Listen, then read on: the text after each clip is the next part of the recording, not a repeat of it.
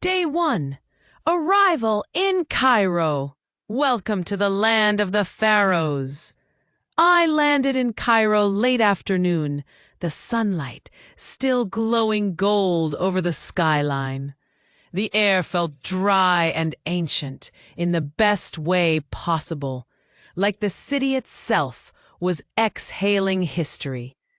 My tour manager met me at the airport with a warm smile, holding a sign with my name, and just like that, I felt instantly cared for. The drive to the hotel was smooth, air-conditioned bliss after the plane, and I kept pressing my face to the window like a kid, watching Cairo whirl past, palm trees swaying, kids playing soccer in dusty alleys, honking taxis weaving through traffic like water. At the hotel, everything was efficient. My guide went over the itinerary with me, and I got a welcome drink, a chilled hibiscus tea that tasted like sunset. I sipped it slowly on the balcony of my room, staring out into the darkening skyline, already in awe of what tomorrow would bring. Summary of the day. Cairo welcomed me with warmth, dust, and the quiet promise of ancient wonders. Day 2. Pyramids and the Grand Egyptian Museum. Breakfast was a delight. Fresh pita, creamy feta, and honey-drenched dates. But nothing could prepare me for what came next. Stepping onto the Giza plateau was like crossing a threshold in time. The Great Pyramids were more massive and surreal than any picture could ever capture. I stood there with goosebumps, humbled, eyes squinting under the desert sun, trying to process how something this ancient could still feel so alive.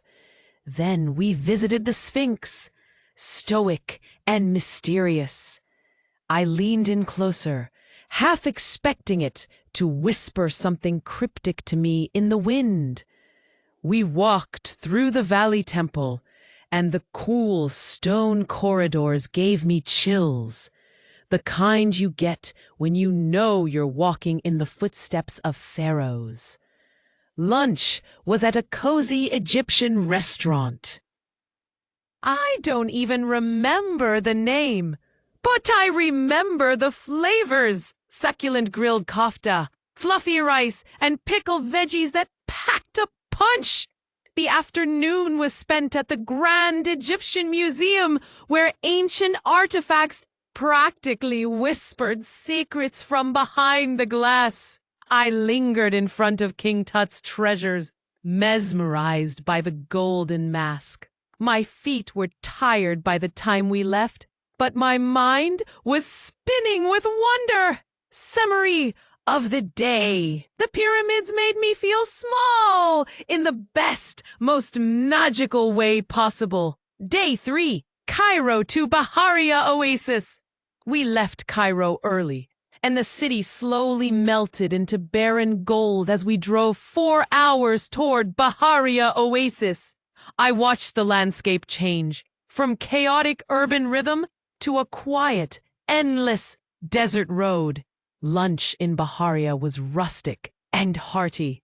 Then we dove straight into history at the Golden Mummy Hall, seeing those beautifully preserved faces staring out from golden masks. It felt personal, like they were still watching the world. Next, we explored 2 tombs from the 26th dynasty, then Benentiu's tomb. The wall carvings were faded but still carried an energy, like whispers clinging to stone. Just before sunset, we climbed to the English house, and the view left me speechless. The desert spread out in every direction, painted in pastel oranges and purples. A breeze tugged at my scarf, and I just stood there, stunned by the wild, silent beauty. Summary of the day? That view from the English house? Pure desert poetry. Day 4, white and black deserts.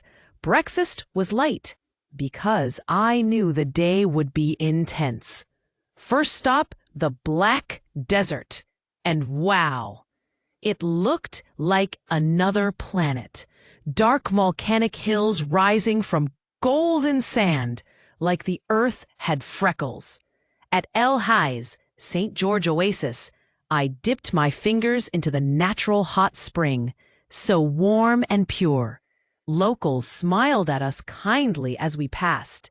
Next was Crystal Mountain, and I swear it sparkled under the sun like scattered diamonds. I couldn't stop touching the quartz.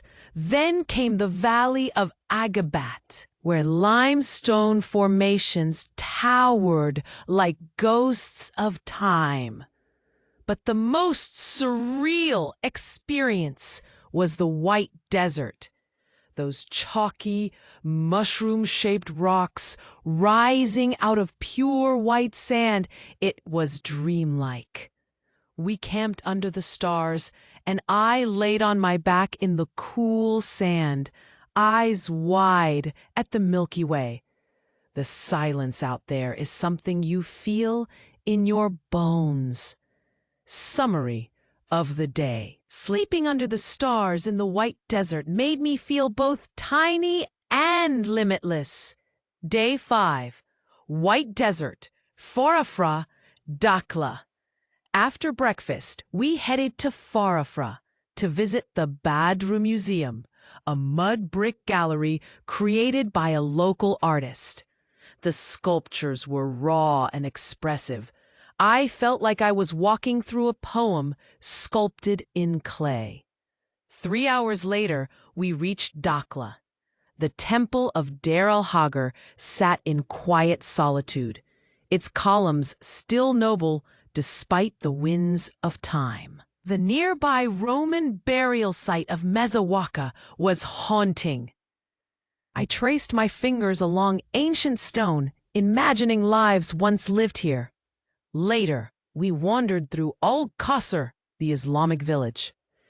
Its Ayyubid Mosque stood with broken elegance, the echoes of prayers long past clinging to the walls.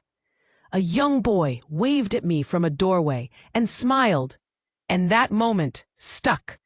Summary of the day. Al-Qasr whispered stories in a language older than words. Day 6. Dakhla, Karga Oasis. We left early again and drove toward Karga Oasis, stopping first at the Roman Temple of Hibis and the Temple of Nadura, both quiet, both powerful. We couldn't go inside, but just seeing them from the outside was enough to stir something in me. Then came the Bagawat Cemetery, an early Christian necropolis. The frescoes inside the chapels were faint, but still lovely, still sacred. Our final stop was the National Museum of the New Valley, where artifacts told the layered history of the desert people. The desert suddenly felt less barren, full of stories, layered with time. Summary of the day. In Karga, history wasn't dead. It was resting just beneath the surface. Day 7. Karga to Cairo. After breakfast, we flew back to Cairo. The transition from the timeless desert to the bustling capital felt almost surreal.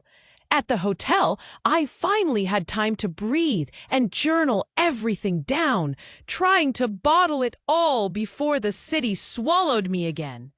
In the afternoon, I wandered a bit near the hotel, bought hibiscus tea bags as souvenirs. Listened to the city hum. Summary of the day. From silence to chaos.